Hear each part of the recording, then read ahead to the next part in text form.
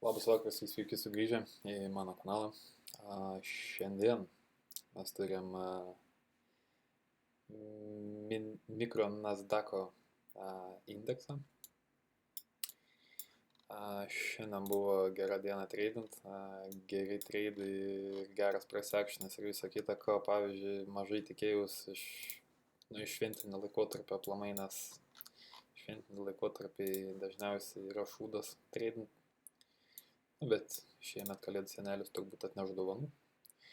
Eikim prie reikalo.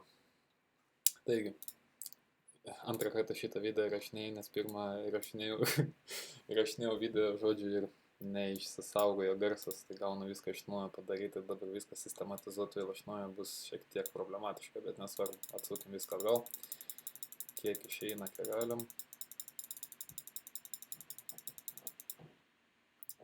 Gerai bus. Taigi, grįžtam. Kaip matot, pas mane čia kampukė dabar dega du raidė. Data is delayed. Chicago Mercantile Exchange Globex. Žodžiu, neturiu susitvarkęs subscriptioną.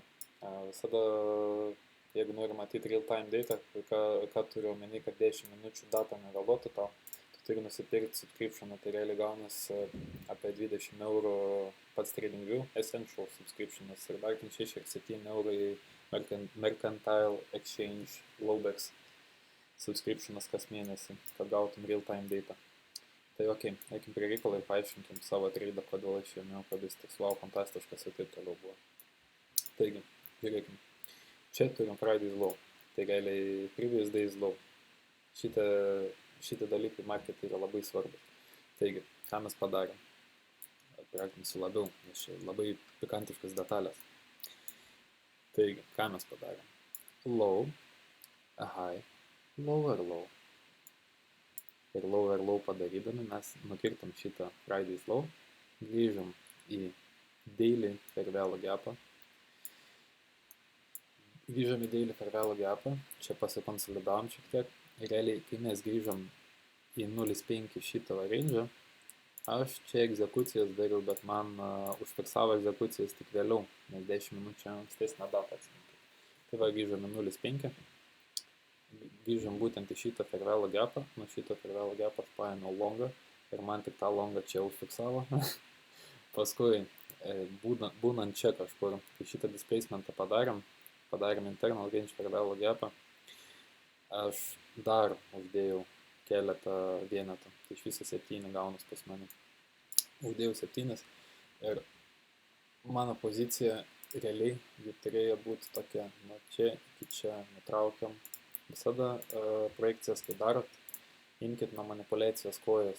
Tai realiai čia ką mes darom, kaip ir akumuliavom. Čia manipuliavom, iškirtom liquidity, grįžom į daily Fairvalue gapą. Ir tada po breakerių konsoliduojamas. Čia iškart ženklas yra, kad kilsim į viršų. Dar plus, čia padarėm Turtle Soup Buy.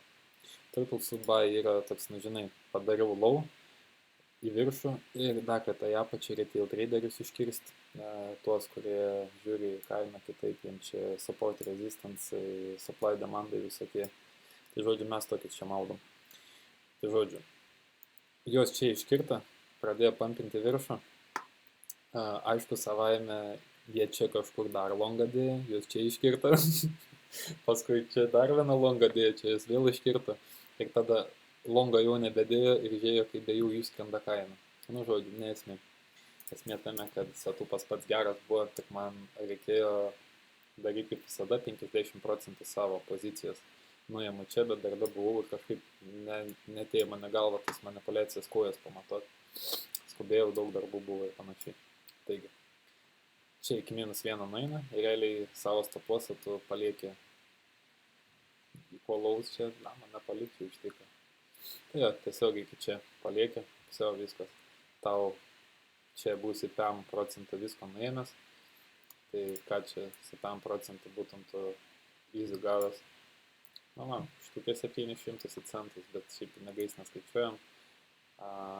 Ypač jos pinigais tiesiog neskaičiuojam savo progresą, skaičiuojam procentais. Tai būtų daryti logiškiausiai. Taigi. Tai jo, keliai tiek yra ką pasakyti.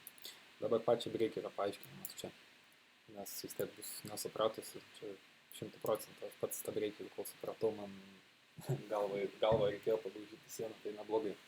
Taip, ką mes turime? Čia padarom low, šalia likvidumo levelį. Likvidumo levelis irgi negali būti belia koks iš piršto laužtas. Likvidumo levelis turi būti nustatytas algoritmo toks, nuo kurio akivaizdis būtų, kad ten kaina eis, bet jūs nenorėkit paimti va taip iš karto viską mokėti. Jums reikės daug laiko. Ta techninė pusė išmokti realiai, jeigu taip šokiai apkasus ir vien tą techninę pusę peli mokaisi, psichologijos nieko nežiūri, per pusę metų galite išmokti šitą lengvai daryti. Visiškai easy. Man nebuvo kas tokius man dalykus paaiškino, tai man teko sunkiau būdų eiti. Taigi, vėl pažymėk, kad būtų suprantamiau. Low. Low. Jau pirmoko lygį. High. Ir pati pikantiškiausia dalis. Lower low. Tada high. Mes turim iškilti virš breikerio.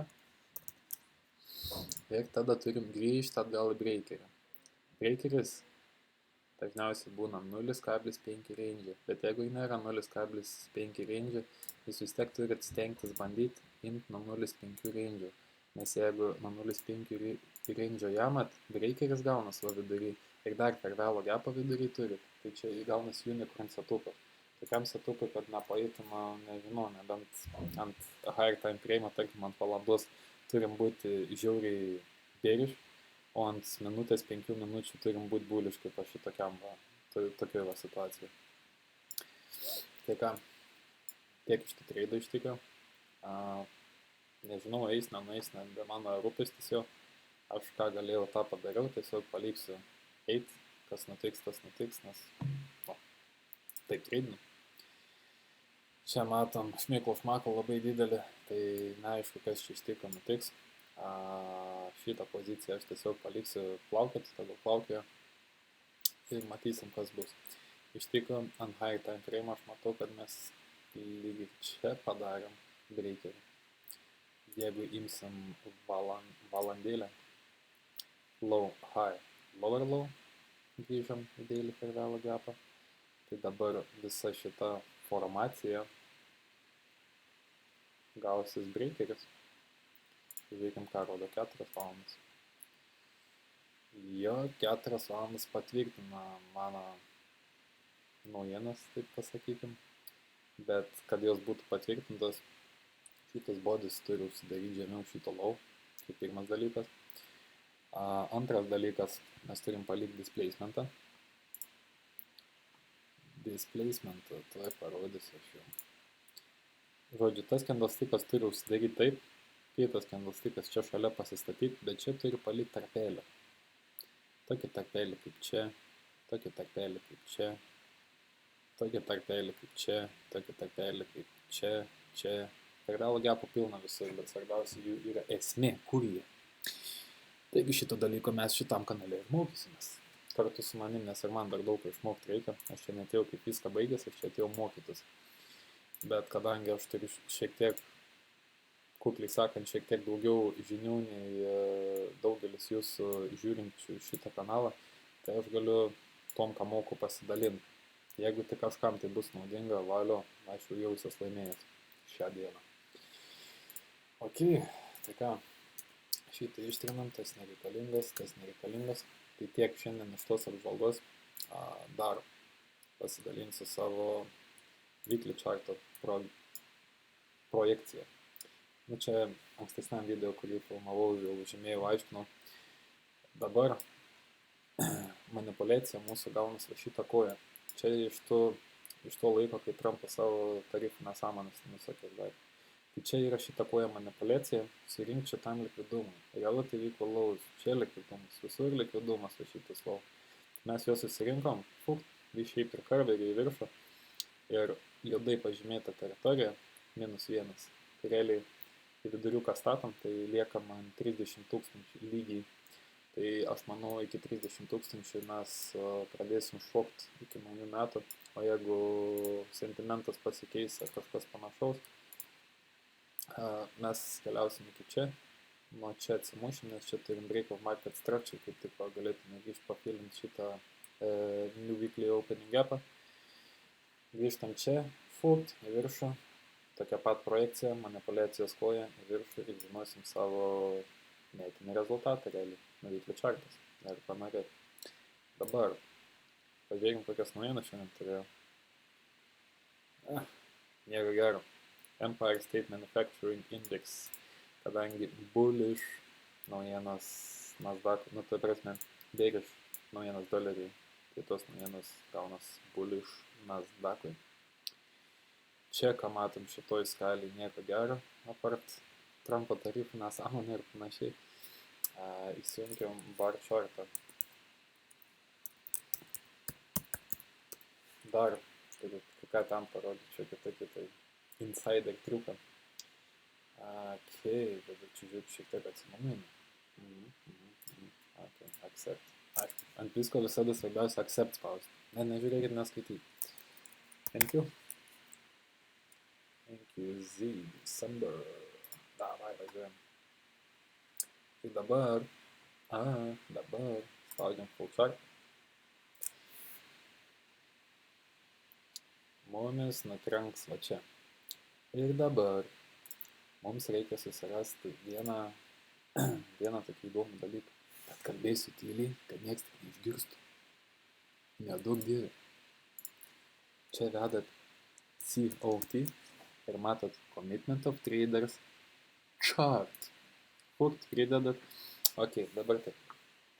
Small spec'ą lauką. Čia retail traderiai tokie, aš nesu retail traderis, tu ko gero, jeigu žiūri tokią medžiagą, nesi retail traderis. Bet small spec'ą panaikink, nes ten fišas. Commercial spec'as yra didžiausias, tai aš jį ant auksas spalvos laikau visada ir large spec'as juodas. Apply. Ką dabar turim? Tai prisivarom. Mes dabar esam palyginus ant viso charto oversold. Tai žodžiu. Bankai longina, algoritmas shortina. Taip kaip aš tai matau, aš taip ir matau. Kadangi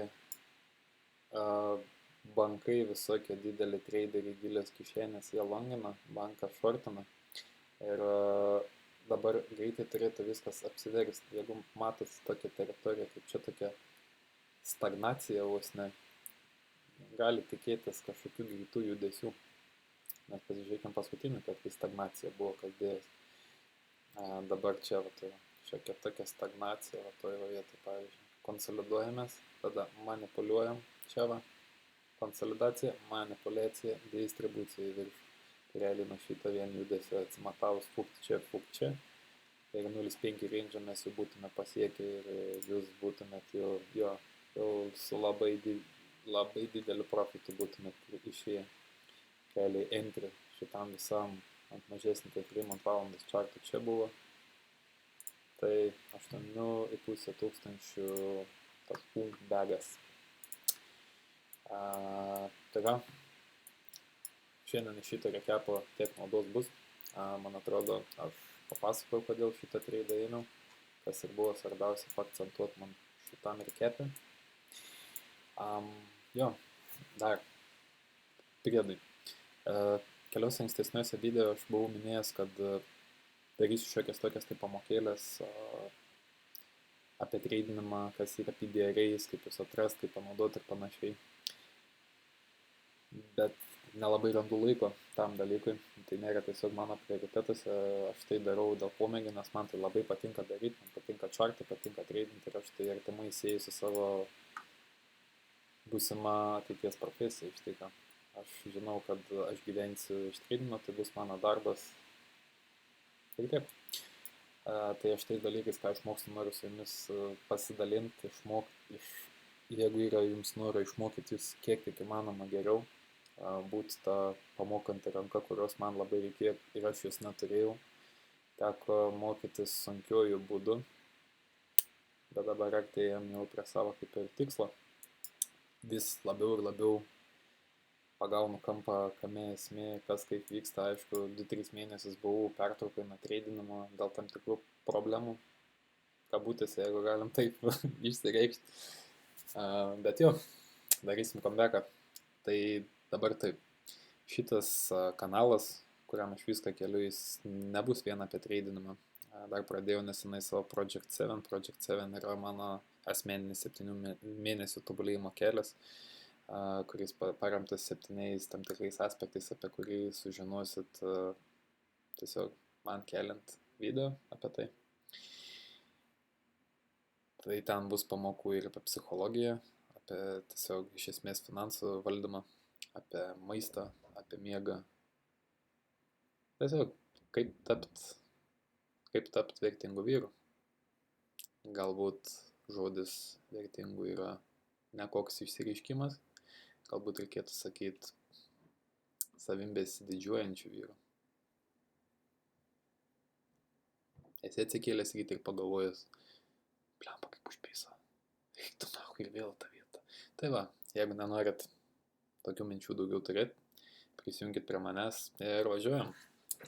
Tai ką, ačiū Jums, ačiū tam vienam komentatoriui, kuris įtariu mano kontentą tikrai visą pražiūrėjo. Dėkui tau, seni. Tai va, ačiū Jums, kas žiūrit, ačiū Jums, kas palaikot, ačiū visiems, kas nepalaikot, tik dėl Jūsų šitas kanalas vyksta. Tai va, iki rytojaus. Gerą tradingą, gerą vakarą. Negeblink. Aš žiūriu į tave, negemblink, nuimk tą poziciją, kur vidėjų išlempas su overleverage 100x ir dar ant kripto. Žodžiu, nebesmė, nemoralizuosiu iš bokšto. Iki.